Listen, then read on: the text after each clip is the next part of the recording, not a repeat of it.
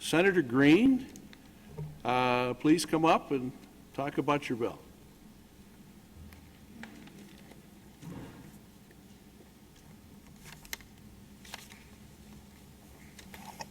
Thank you, Mr. Chair, for taking this bill up today. And a couple of things I'd like to explain to the committee before I get into the details of the bill.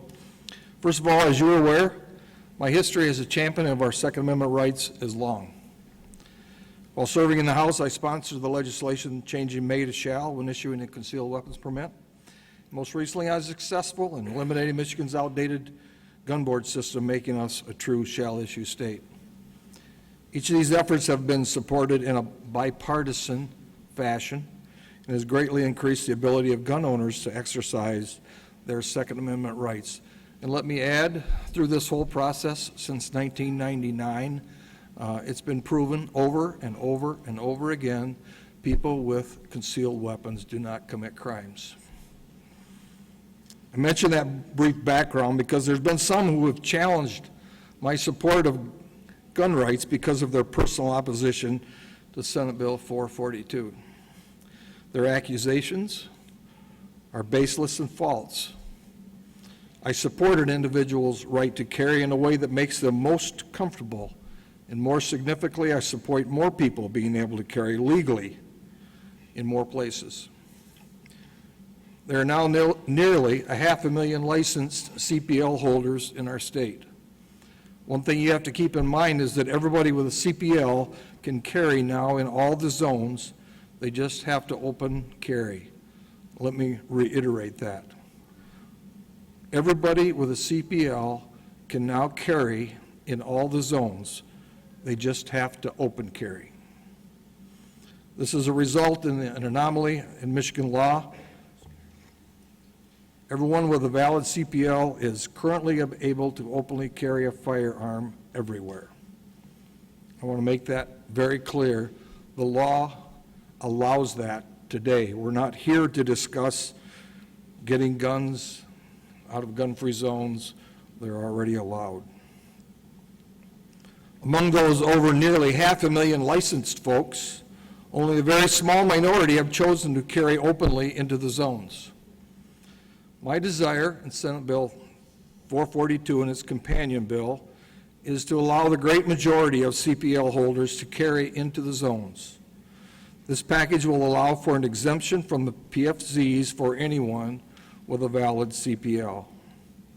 It will eliminate our current standard of only allowing a special class of citizens to carry in the zones. My legislation does not seek to ban the practice of open carrying, as some have stated. I'll say again, I support an individual's right to carry in a way that makes them most comfortable. Senate Bill 442 will allow more people to carry in more places. Open carry will still remain perfectly legal outside of the designated zones. Under Senate Bill 442, in order to carry in a PFZ, you must first obtain a concealed permit license, and the emphasis should be on concealed. This bill will allow those who have their concealed permit license to carry concealed in the PFZs instead of forcing them to carry openly. I don't think I need to remind anyone on this committee that over 90% of mass shootings since 2009 have taken place in so-called gun-free zones. This legislation will allow more citizens the ability to protect themselves and their families in these areas.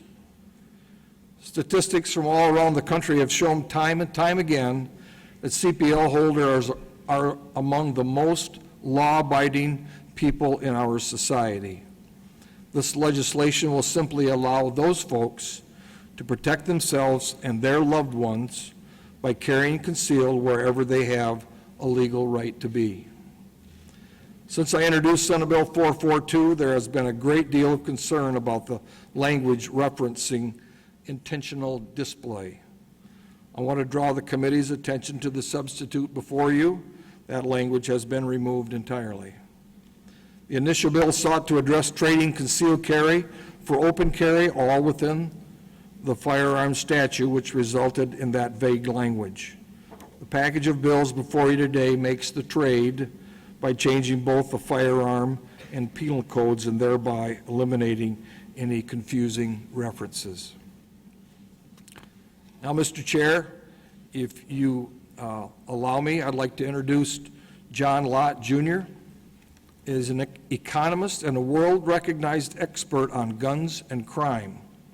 Lott has held research or teaching positions at various academic institutions, including the University of Chicago, Yale University, the Wharton School of the University of Pennsylvania, Stanford University, and Rice University, and was the chief economist at the United States Sentencing Commission during 1988 and 1989. He has authored 8 books, including More Guns, Less Crime, and is currently a Fox News columnist. He holds a PhD in economics from UCLA. There is not a person known anywhere in this country that knows more about gun statistics and why crimes happen than John Lott. Mr. Chairman, I'd ask that you would introduce him up to the stand. Yes, Dr. Lott, please come forward.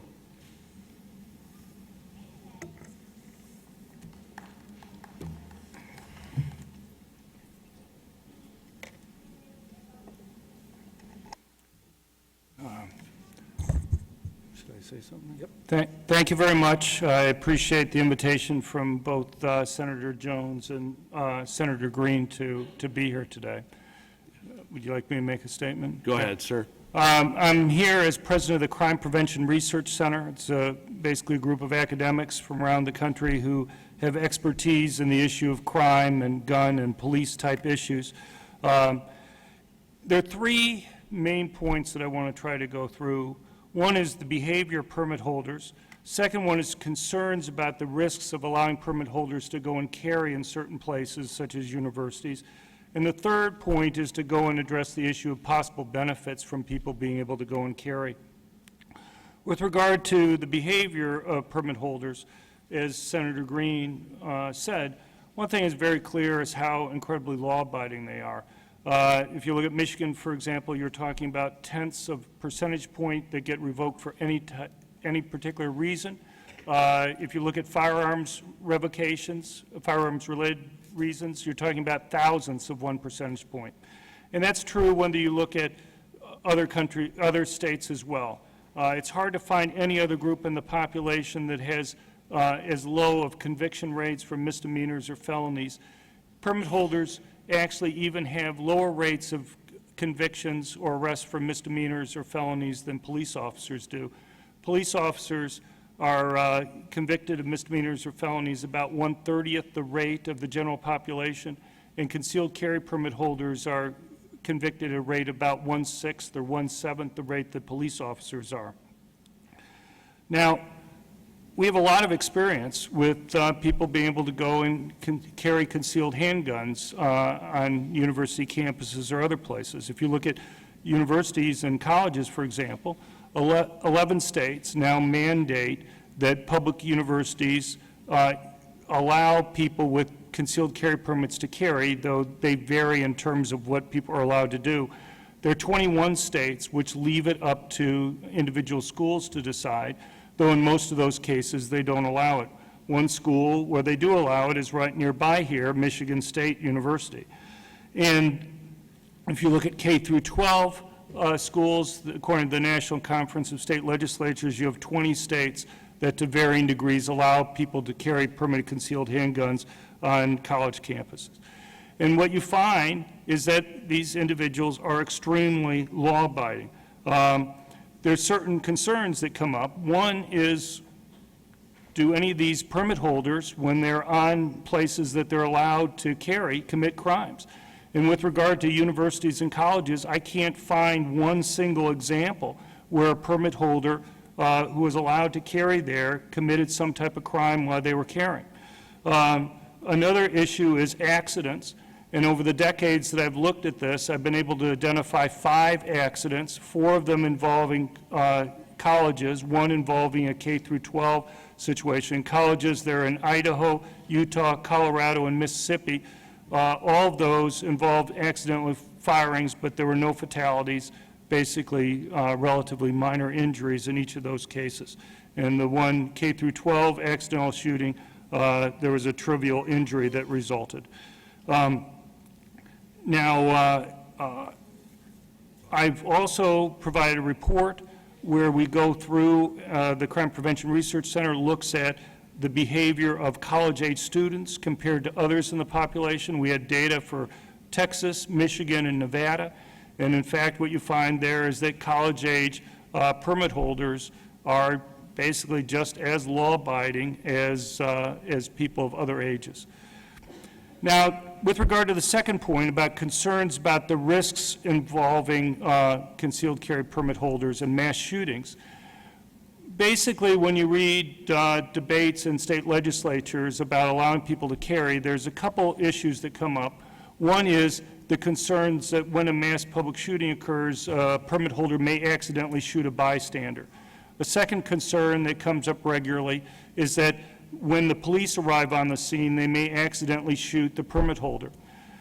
I can identify several dozen mass public shootings that have clearly been stopped by concealed carry permit holders, and there's not one single example where either of those two types of instances occur. Are they possible? Sure, they're possible. But it seems to me, just like in the other cases, and talking about how law-abiding permit holders are, the ultimate way of trying to address this and answer this question is just to look at past behavior. Finally, I would like to just talk about the benefits. And Senator Green alluded to this briefly when he was talking about where these types of attacks occur. If you look since 1950, with just two exceptions, every single one of the mass public shootings in the United States have taken place where permanent concealed handguns are not allowed for general citizens to be able to go and carry. In Europe, in every single case that you can point to a mass public shooting, they've occurred where guns are banned in so-called gun-free zones. But it's more than that. You know, it's not just the fact that these obviously aren't random. I mean, in Michigan, you can carry a permanent concealed handgun any place. If attacks were random in Michigan or most of these other concealed carry states, then 98% or so of these attacks would be occurring in places where permanent concealed handguns are allowed. Instead, they keep on occurring time after time in those very small areas within the state where permanent concealed handguns are not allowed. But it goes beyond that. One just needs to look at the explicit statements that these killers make in their diaries or videotapes or other things that they leave. Just look at this year. You have the Charleston killer. His first target was actually going to be Charleston College. But apparently, after he investigated it, he was concerned about the amount of armed security that they had there, and so he decided not to attack. Look at the diary that was released this summer from the Batman movie theater shooter during his trial. One of the things that became clear there was that his first choice of targets was actually going to be an airport. But again, when he investigated, he was concerned about the amount of armed security there, and he decided not to do it. Where did he end up attacking? Movie theaters. But if you look at the movie theaters, the 7 movie theaters that were within a 20-minute drive of his apartment, only one of those posted signs banning permitted concealed handguns. He didn't go to the movie theaters that were closest to his home. He didn't go to the movie theater that advertised itself prominently as having the largest auditoriums in the state of Colorado, which you think would be attractive to somebody who's going on the premiere of a Batman movie to go and get as many possible victims as he could. Instead, he went to the single movie theater that posted signs banning permanent concealed handguns. If you look at the mall shootings around the country, in Omaha and Kansas City, Salt Lake City, time after time, it'd be that lone mall that posts a sign where you see the person go and do the attack, even if it's the farthest one from his home. Now, and it's just not this year. You can look at the Santa Barbara shooter from last year and reading his 141-page manifesto where he makes exactly the same types of calculations, and it's just not in the United States. You can look at the Canadian killer in Moncton, New Brunswick last year, where he had comics up on his Facebook page making fun of gun-free zones that were there. Really chilling comics there that foretold the type of attack that he was going to do. Now, there's one important point that I want to make, and that is police are extremely important, but they face a very difficult job in stopping these mass public shootings. Armed guards in uniform face the same thing. And that is, it's very hard to be on guard hour after hour, day after day, month after month. And when you're in uniform, you give the attackers a huge strategic advantage. They have the choice of either killing the person in uniform first, waiting for the person in uniform to go and leave the scene, or picking another venue where they don't have to worry about somebody in uniform being stationed there. The reason why I bring this up is twofold. One, to acknowledge the importance of police, but to recognize their limits, but also to deal with this issue of open carry, which seems to be involved in this case. And that is, people who carry openly face the same type of strategic limitations that uniformed officers and police do in this case. And so you can eliminate the strategic advantage that these killers or terrorists have by having somebody with a concealed handgun, because then if you have 50 people there, the killer doesn't know who might be able to stop them, whether it's somebody in front or the side. They don't know who they're supposed to take out first. And finally, I'd like to just leave on some comments by Ron Noble, who's Secretary General of Interpol, kind of Europe's version of the FBI, though they cover the entire world. After the Westland Mall shooting in Kenya a couple years ago, Ron Noble made the statement about how his views have changed on gun control over the years. When he first became Secretary General of Interpol, he said the obvious solution to him was simply to ban guns in areas. But what he learned is that it's really virtually impossible to make sure that guns don't get into an area. When you're talking about people who are planning these types of attacks months or even years in advance, when you're talking about soft targets involving civilians, putting things like metal detectors or other things there simply aren't foolproof in stopping these guys, whether it be like the Colorado shooter, being able to prop open a door in the back of the theater in order to bring in guns or other things. They'll find some way to be able to go and bring guns in there. So he said there's basically two things. One is you can create a really gun-free zone, but he said it's impossible to do that. Or you can let people be able to go and defend themselves. Because he said, if you go and try to create a gun-free zone, the people who obey these rules are the law-abiding good citizens, not the criminals. And rather than making it more difficult for the criminals, you actually make it easier. And just to think about this, just a simple question, is if anybody here was stalked or threatened by a criminal, would you feel safer putting a sign in front of your home that said this home is a gun-free zone? My guess is nobody would do that. I've debated lots of gun control advocates over the years, and none of them have been willing to say they'd put up a sign like that. And the reason is obvious, is that the sign won't deter them. If anything, it serves as a magnet because they know it's relatively easier to go and attack people that are unarmed there. It's the same reason why all these mass public killers keep on leaving statements in diaries and other places indicating why they chose the venue that they did to go and do the attack.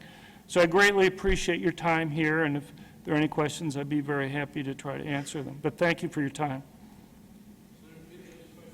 Thank you. Thanks for coming here. I appreciate your testimony, and obviously there's a lot of people that probably disagree with what you have to say. But I'd like to understand where you're coming from a little bit. First of all, you're talking about these the shooters that have used this as a rationale for choosing these targets because they're a gun-free zone, but in a lot of these cases, they're not. The situation in Oregon, there's stories about people that actually had concealed weapons there and didn't refuse, they were not close enough to where the action was happening because they were law enforcement, or one was a veteran that had a concealed weapon permit.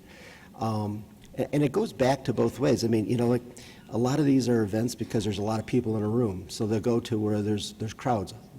Gun-free zones tend to be stadiums, bars, things of that nature in the state.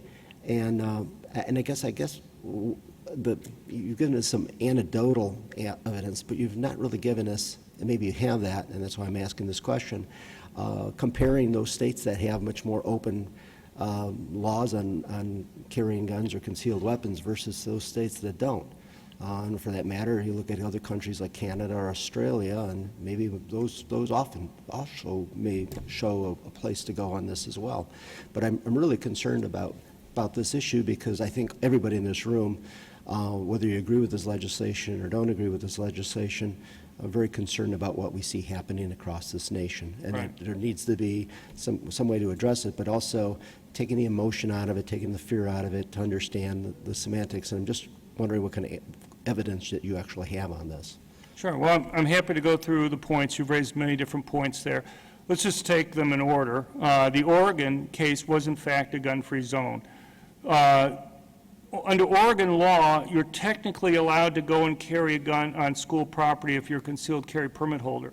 But what's happened there is that the public universities and schools there have done two things. One is they have it in both the faculty and student handbooks that ban people, either a student or a faculty, to have a gun, a water pistol, a BB gun, a gun that fires rubber bands, or a firearm from having them any place on school property.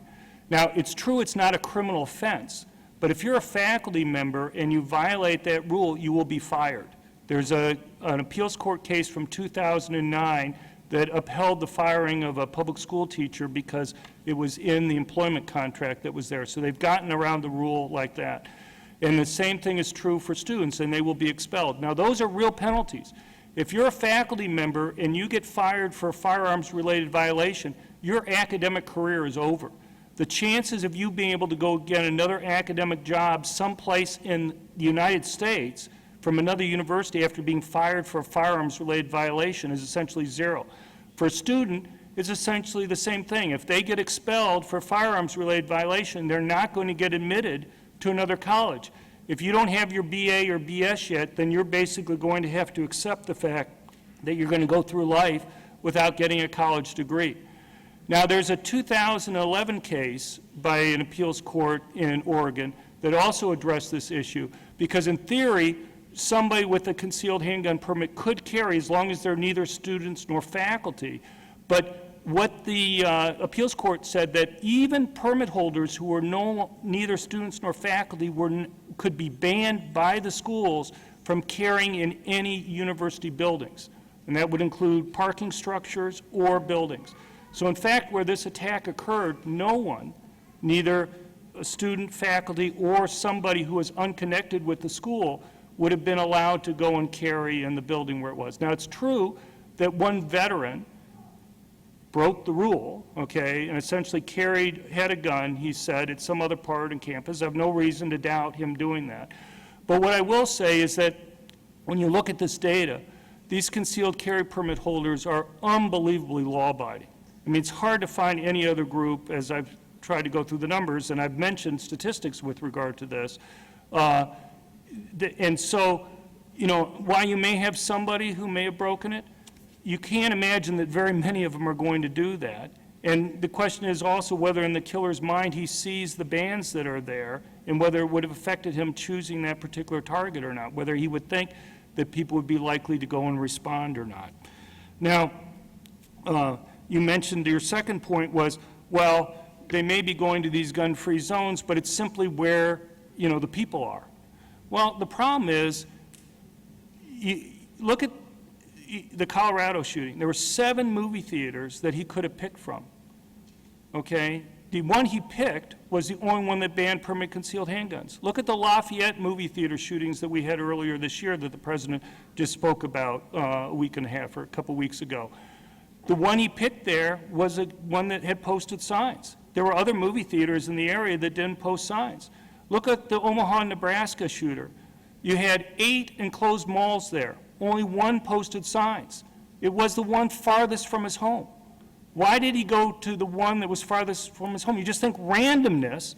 Sometimes you're going to get these guys, they want to attack a mall, they want to go and attack a movie theater. There are lots of movie theaters that they could go to that weren't posted. So why is it time after time after time that they keep going to the ones that were posted to go and do their attacks? Why do we see in their diaries and other statements their preoccupation with whether or not people with guns there are going to be able to stop them in doing these attacks? When, you know, you read the diaries from these guys, and one thing that just comes through so clearly, they want to commit suicide, but they want to commit suicide in a way that's going to go and get them attention, okay?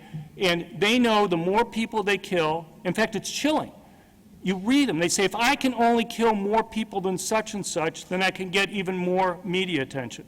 And they also know they want to avoid places where people have guns, because my research with Bill Landis at the University of Chicago, that I'm happy to make available to you, and others, show that the amount of time that elapses between an attack starting and when somebody with a gun is able to arrive on the scene is very important in determining the number of people who get killed or injured in these attacks.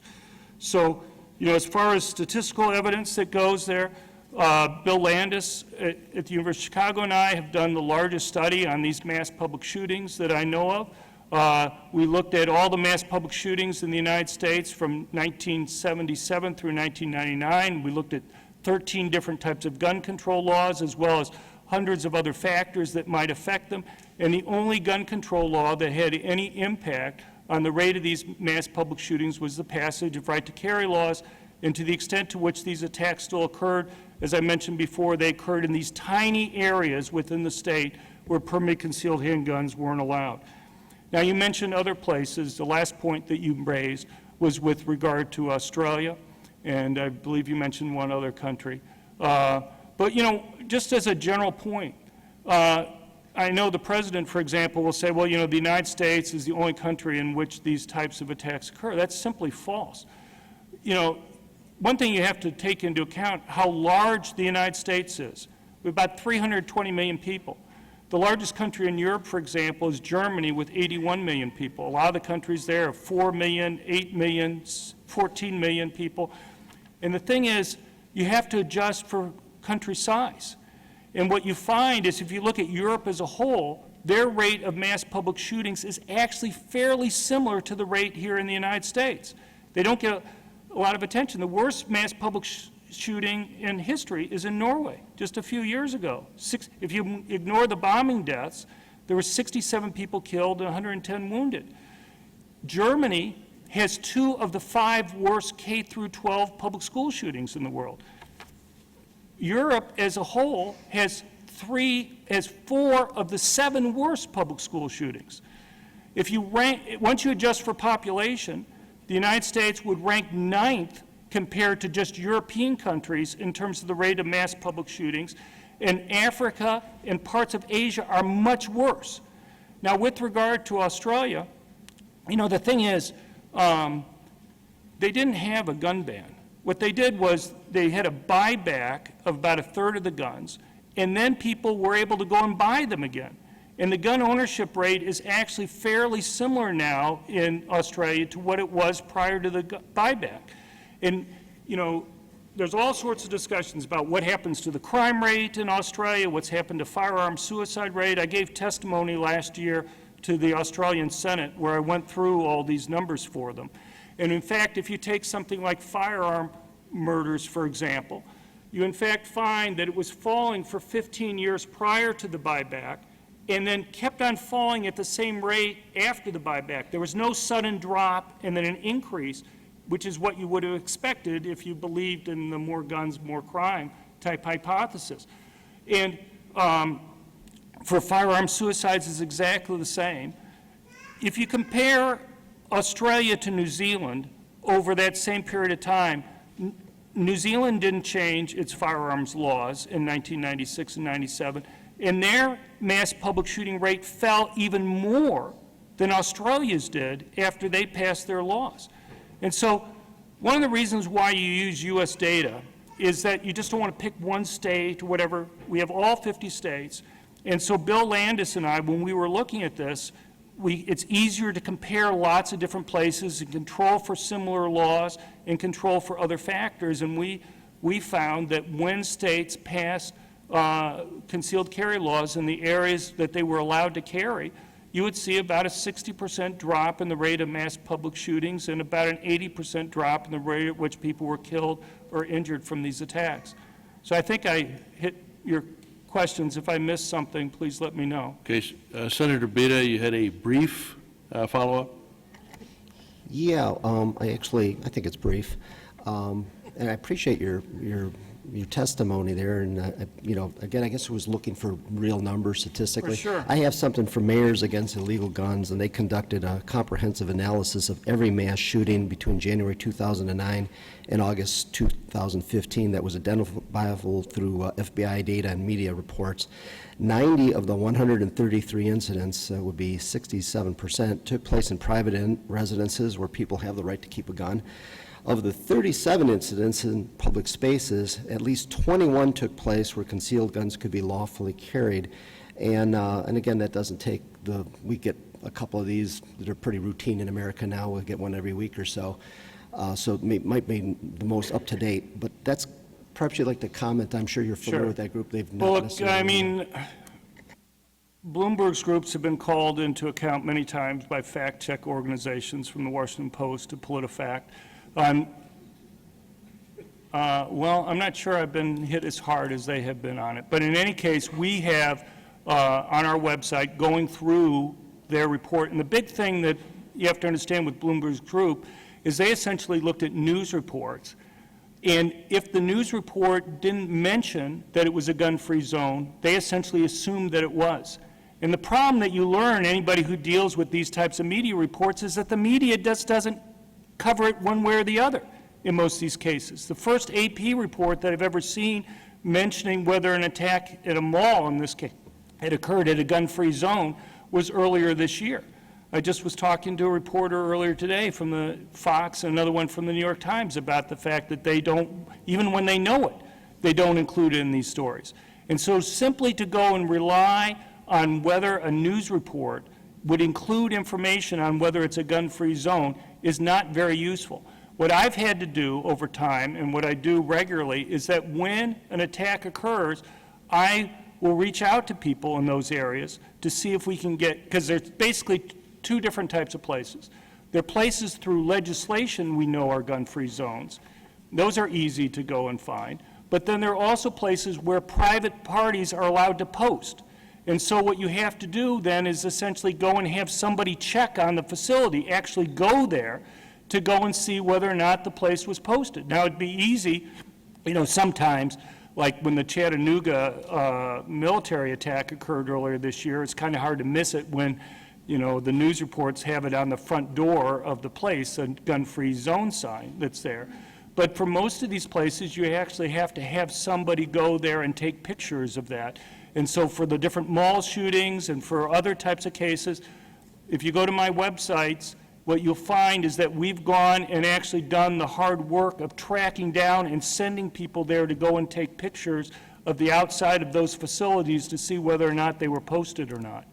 And that's nothing that the Bloomberg people do. They think they can go back 3 or 4 years or 5 years later after the attack and just go and look at a news report and just determine from that whether or not it was a gun-free zone. And they've been pointed out to them. They don't seem to care one way or the other on trying to fix the past reports that they have. Okay, well, thank you, Doctor, for answering all those questions. We have one from Senator Kobeck. Thank you very much, Dr. Lott. I appreciate that you go to the source data and you just don't rely on the abstracts. That's very important whenever we address any typical issue. But I want to thank Senator Green for bringing up this bill for our consideration. It seems like it's driven by two key points. Number one, we have a constitutional right to defend ourselves, and it doesn't have an exception clause associated with it.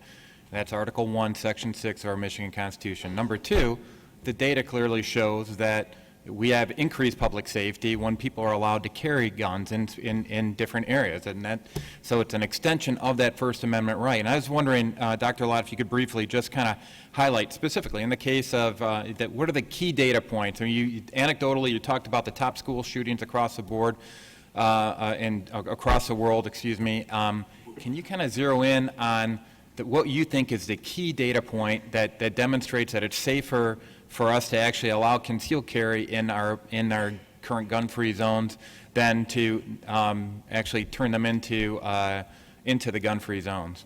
Right.